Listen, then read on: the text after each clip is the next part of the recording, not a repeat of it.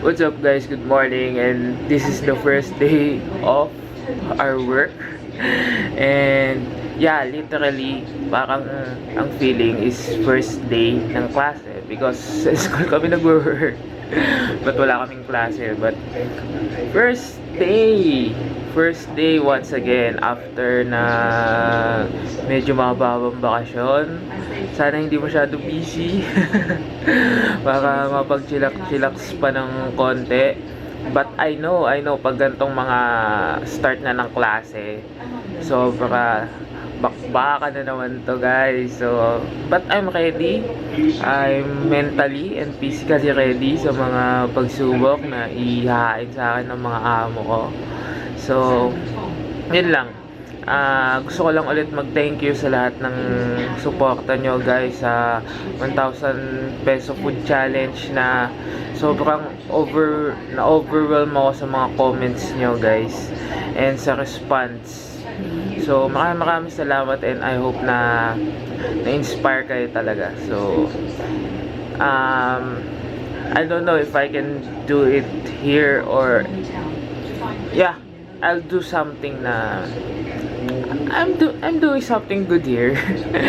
But yeah, yun nga, hindi pwedeng i-video yung mga ibang activity ng sa simbahan. So yeah,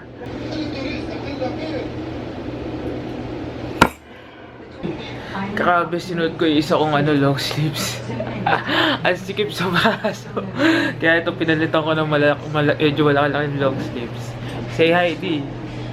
Hi, good morning. First day of work. Yeah. Na naman kami. See you guys. Tumaba ako. Grabe, kailangan ko na mag-diet. Alright, welcome back sa aking office. What? Boom. Boom. Boom, boom, boom. What the fuck guys? Tingnan nyo kung gaano ka-humid yung wala na kayong makita, no? Actually, walk trip ako, putik init. Meron na naman training. First day. Ayaw talaga mawala ng moist. Grabe ang humid, oh. Whew. What the F? Grabe ang init. Whew. Pawis na agad ako. Holy crap, tapos babalik pa ako. What? First day. Pawisan agad. What's up guys? Kinuha na namin yung mga ID namin tsaka yung national ID. Kasi pag kinukuha namin yung passport, iniiwan namin yung school ID namin tsaka yung ang tawag dito, national ID. Tsaka ba ang init ngayon, sobra. Nasa 40 plus. Oo, ibang-iba talaga yung init dito. Sa Pilipinas, kahit magpaakaw ako, okay lang. Pero pag dito, init. What's up guys? Ganun na lang. Uwian na. And we're home guys. Dito pa din yung pinagkapihan ko. And I think magluluto kaming ulam ngayon. Yung pinamili namin kahapon. I'll check it out. What you cooking? Papa, inikon. Ito yung binili namin nga kahapon. Tapa sa itlog. Punta ka kain sa loob. Mainit dito. Sobra? Oo nga. Sobrang init ngayon guys. Sobrang humid. Promise. Ibang-iba talaga pag dito tsaka yung Pilipinas. Diba sa Pilipinas pag lalabas ako, hindi ako nagdadalang payong kung ano. Dito po, tatamadin ka talaga lumabas eh. Kaya sakay aircon, bukas aircon, sakyan aircon, todo. By the way guys, nagbabalak nga pala ako bumili ng GoPro Session, yung maliit lang na GoPro. I don't know, I feel like buying it na mas madali ko siyang bitbitin na pang vlogging. Actually, nagbasa na rin ako ng mga review. And si Casey Neistat, ginagamit niya din yun. Isa siyang vlogger sa Los Angeles. And yun nga, maganda yung quality niya, sobra. And easy to bitbit. So I think mas makakapag-vlog ako ng maayos sa office and sa labas pag yun yung gamit ko. So, order ako nun. Mura lang siya. Nasa 13K. Almost 14.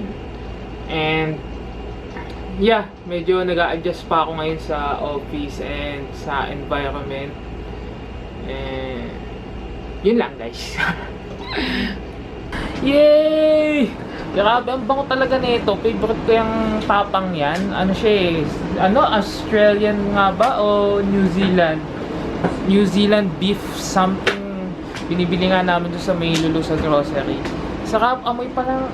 Mapapadami na ako ng kain. Grabe. Tsaka sobrang pag labas mo lang dyan sa may pintuan, nakamdam na yung init. Grabe. Whew! Super talaga. Grabe.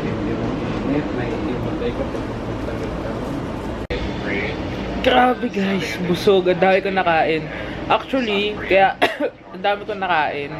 Kasi isang tinapay lang kinain ko sa school at saka isang kape. Yun lang guys. Kasi nga, ewan, tamad ako kumain pag nandun ako sa office. Hindi ako at ease, hindi ako relax.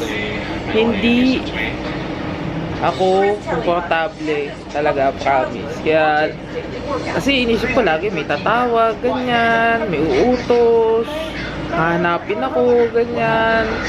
So, wala, ganun talaga. Kaya medyo sa bahay na lang talaga ako bumabawi ng kain.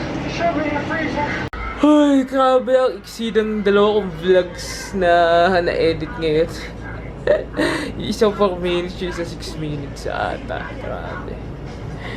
Dahil ng Aldab eh. Ay, Jessica Soho pala yan, no?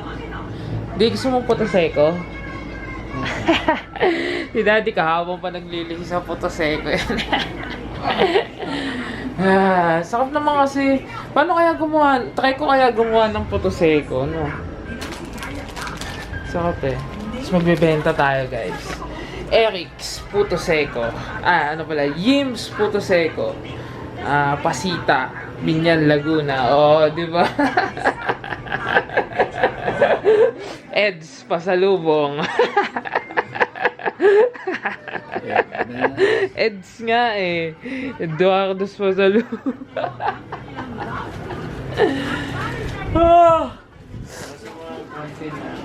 Luluto po tayo. Oo nga eh. Dito kami mga tropa tips eh. Nandito yung mga pasalubong ng kanilang mga GGT. Shoutout to Glenn, Cyrene, The Message Pangaliban. Oh, ayan. Shoutout daw, guys. Kami microwavable chicharon. Bigay ng girlfriend ni Roel. Ma-microwave natin siya ngayon. Gagawa tayo sa usapan. Nasaan na yung ano nyo? Kachilo. Boom! Oh, Boom! chicharon! Enjoy! Look guys. Ang bango, putik. Wow! Lumubo talaga siya. Oh yeah! Naku, kukulangin sa inyo yan, pad. Sarap.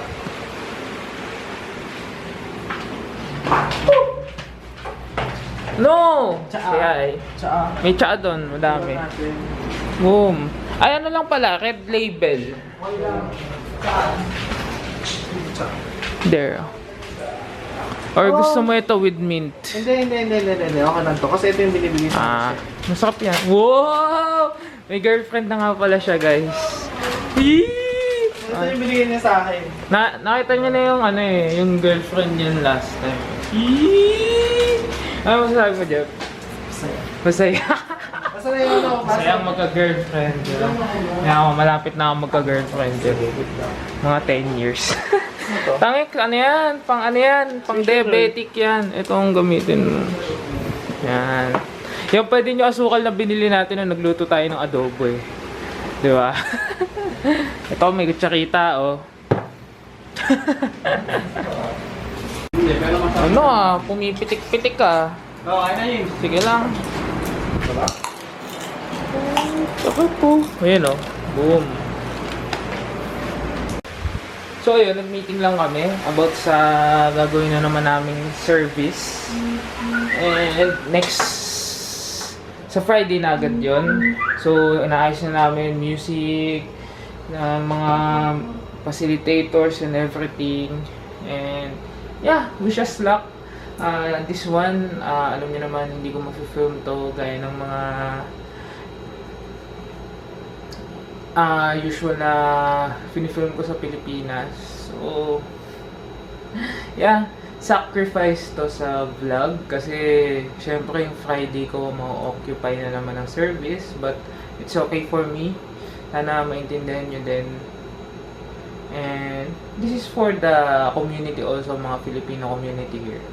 And yun lang guys. I hope yun na, alam ko naman naiintindihan nyo dahil grabe yung response nyo talaga sa akin is sobrang positive. And I'm super thankful for that. Na actually, walang nag-judge dun sa ginawa kong video na 1,000 foot challenge. Actually, iniisip ko talaga na may masasabi dyan na nagyayabang lang yan, ganun, na pakitang tao, mga ganun. Ina-expect ko na yun, pero wala talaga akong na-receive na message or na-receive na comment na negative. And as of now, walang thumbs up kahit isa yung video ko. But 60 plus likes, and yeah, I hope. Ang goal lang talaga nun, paulit-ulit. Kasi hindi ako ma-move on talaga. Hindi ko in-expect na ganun talaga yung magiging response. And super thankful ako, and sana na-inspire talaga kayo. And sabi nga, hindi sapat yung na-inspire kayo. Kailangan yung may ginawa ka. So, marami nag-message sa akin sa Instagram na ganun daw, gagawin daw nila yun din pag uwi nila.